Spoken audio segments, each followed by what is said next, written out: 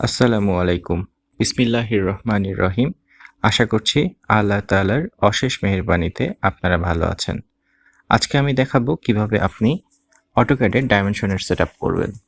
অটোক্যাডের dimension সেটআপটা related to unit setup.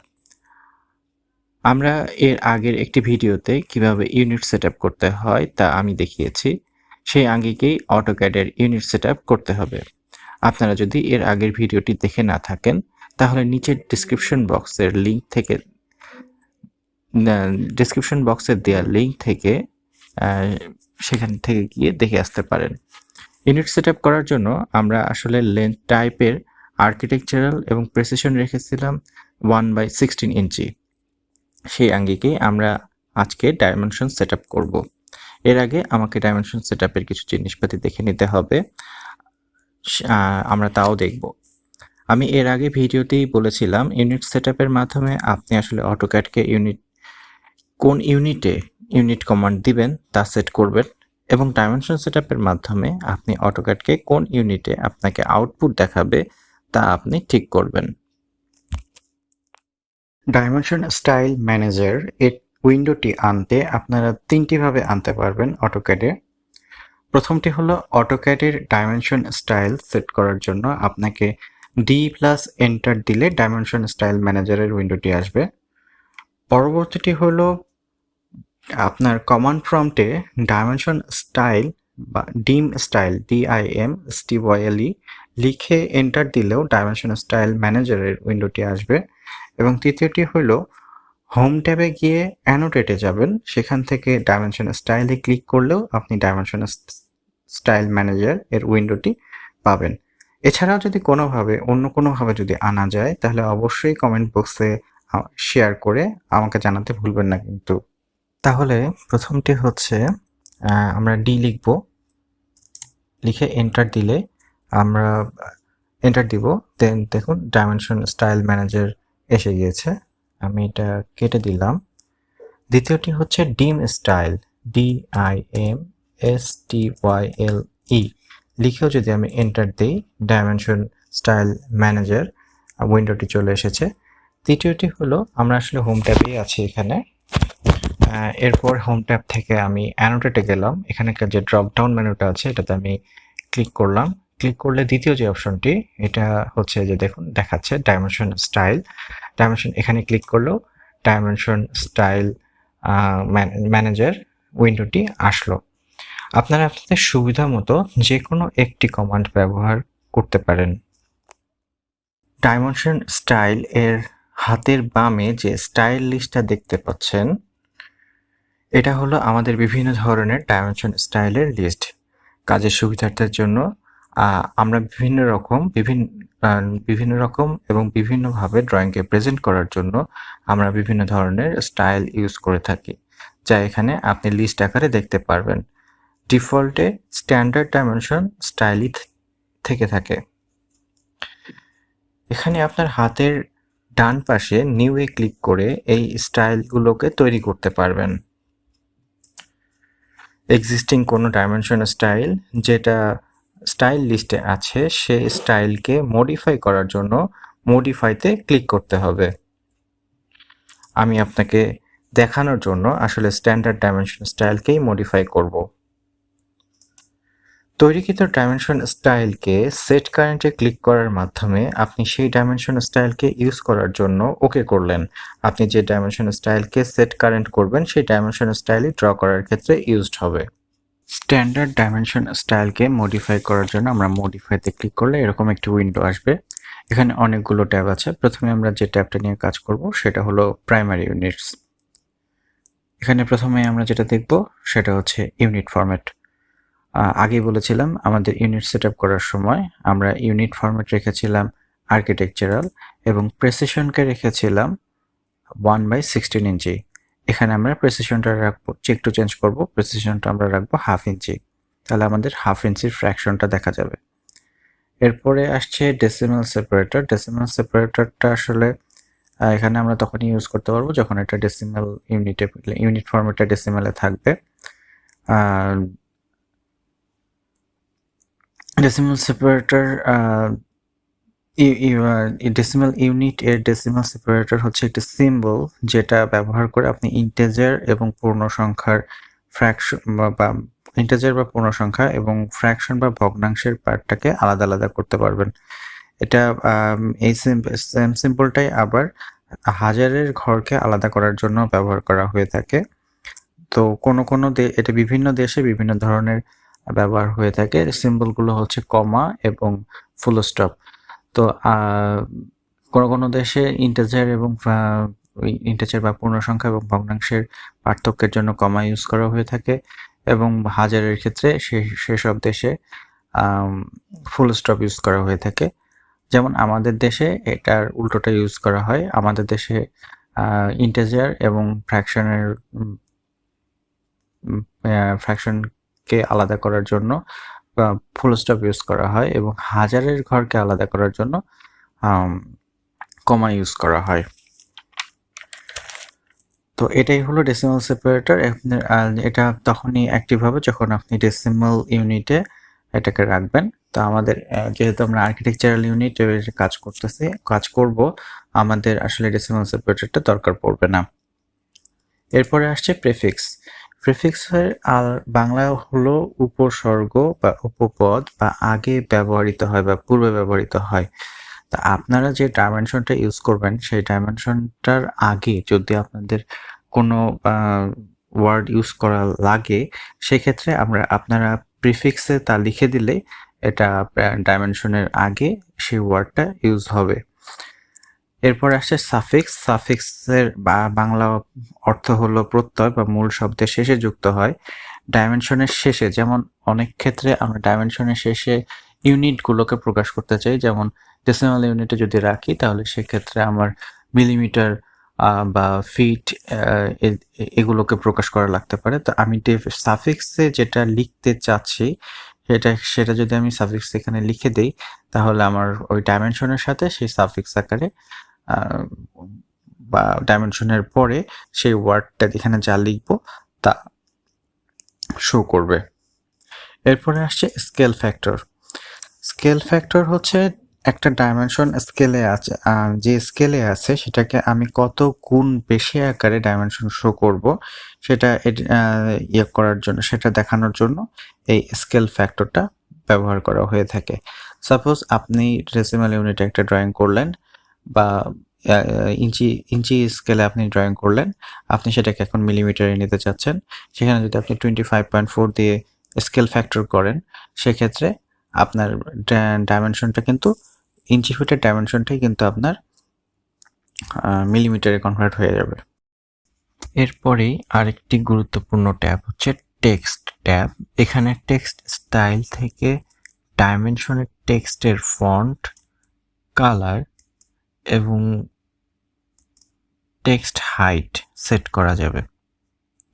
টেক্সটের প্লেসমেন্টও এখানে সেট করতে পারবেন। টেক্সট আসলে সেন্টারে বসবে নাকি লেফটে বসবে অথবা রাইটে বসবে, এটা আপনারা এখান থেকে টেক্সট প্লেসমেন্ট থেকে সেট করতে পারবেন। এরপরে যেটা আছে সেটা হচ্ছে টেক্সট অ্যালাইনমেন্ট। এখানে তিনটা অপশন আছে: horizontal, aligned with dimension style, dimension line এবং আইএসও স্ট্যান্ডার্ড। হরাইজন্টাল যদি আপনি সিলেক্ট করেন তাহলে আপনারা যে প্রিভিউটা এখানে দেখতে পাচ্ছেন সেই অনুসারেই আসলে ডাইমেনশনটা আপনাকে শো করবে। অ্যালাইনড উইথ ডাইমেনশন লাইন যখন আপনি সিলেক্ট করবেন তখন লাইনের সাথে এটা অ্যালাইনড হয়ে থাকবে। লাইন যেদিকে থাকবে টেক্সটটাকে সেদিকেই দেখাবে। এবং আইএসও স্ট্যান্ডার্ড হচ্ছে আসলে আইএসও 128 স্ট্যান্ডার্ড, যেটা হলো একটি আন্তর্জাতিক স্ট্যান্ডার্ড, যেটা টেকনিক্যাল ড্রয়িংয়ের জন্য জেনারেল প্রিন্সিপাল নিয়ে একটি আদর্শ। মূলত গ্রাফিক্স প্রেজেন্টেশন নিয়ে, ড্রয়িংয়ের গ্রাফিক্সের প্রেজেন্টেশন নিয়ে এই স্ট্যান্ডার্ডে বলা আছে। আমরা এই আইএসও স্ট্যান্ডার্ডটাই ডাইমেনশন স্টাইলের জন্য ব্যবহার করব। এরপরে আসছে ডাইমেনশন লাইন সেট আপ। ডাইমেনশনের যে লাইনগুলো আমরা দেখতে পাচ্ছি এই লাইনগুলোকে সেট আপ করার জন্য আর লাইনগুলোর কালার, লাইনের টাইপ, এটা ডটেড হবে নাকি কন্টিনিউয়াস লাইন হবে, লাইনের ওয়েট মানে লাইনগুলোর থিকনেস কীরকম হবে, লাইনটা কতটুকু মোটা হবে, এগুলো সব আপনারা এখান থেকে সেট করতে পারবেন। এর পরবর্তীতে হচ্ছে dimension symbols and arrow setup. Arrow বিভিন্ন ধরনের অ্যারো ইউজ করা যেতে পারে। এখানে ক্লোজড ফিল্ড আছে, ওপেন ফিল্ড আছে, ওপেন 30 আছে। এগুলো সবগুলো আপনারা এই অ্যারো হেডস যে অপশনটা, এখানে আপনারা আপনাদের পছন্দ মতো অ্যারো সেট করে নিতে পারবেন। এরপরে যেটা আসছে সেটা হচ্ছে অ্যারো সাইজ। অ্যারোগুলোর সাইজ কতখানি হবে, কীরকম হবে, এটা অবশ্যই রিলেটেড হবে হচ্ছে আপনার প্রাইমারি ইউনিটের সাথে। আপনি যেহেতু যদি ওখানে ইঞ্চিতে সেট করে আসেন, এখানেও সেটা ইঞ্চিতে সেট দিতে পারবেন। কত ইঞ্চি অ্যারো সাইজ হবে, কোন অ্যারোটা আপনি ইউজ করবেন, সেগুলো সবগুলো এই সিম্বল অ্যান্ড অ্যারোসে আপনারা সেট করতে পারবেন। এরপরে যেটা আছে সেটা হচ্ছে অল্টারনেটিভ ইউনিট সেটআপ। মাঝে মাঝে আমাদের ক্ষেত্রে অনেকগুলো একই সাথে একটা ডাইমেনশনের ভিতরেই এটা মিলিমিটারেও দেখাইতে হয় এবং ফিটেও দেখাইতে হয়। সেক্ষেত্রে আপনারা ইউনিট সেটআপ, এখানে যদি আপনারা যে ডিসপ্লে অল্টারনেট ইউনিটস, এটা যদি ক্লিক করে দেন, তাহলে আপনাকে দুটো ইউনিটই একসাথে দেখাবে। উপরে থাকবে হচ্ছে আপনার প্রাইমারি ইউনিট এবং দ্বিতীয়তে থাকবে মানে নিচে থাকবে হচ্ছে আপনার এই অল্টারনেটিভ ইউনিটটাকে।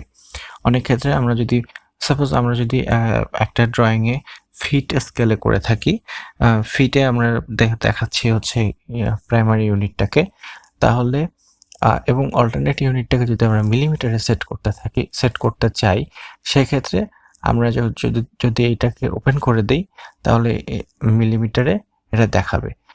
এবং এখানে যে অপশনগুলো আছে সবগুলোই আমাদের প্রাইমারি ইউনিটসের মতোই, বলার কিছু নয়।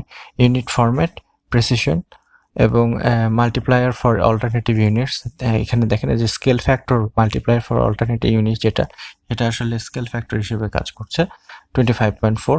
প্রেফিক্সে আপনারা কিছু না লিখলেও সাফিক্সে মিলিমিটার লিখে দিতে পারেন, তাহলে একটা হচ্ছে ইঞ্চি ফিটে এবং আরেকটা মিলিমিটার, এটা আপনারা বুঝতে পারবেন।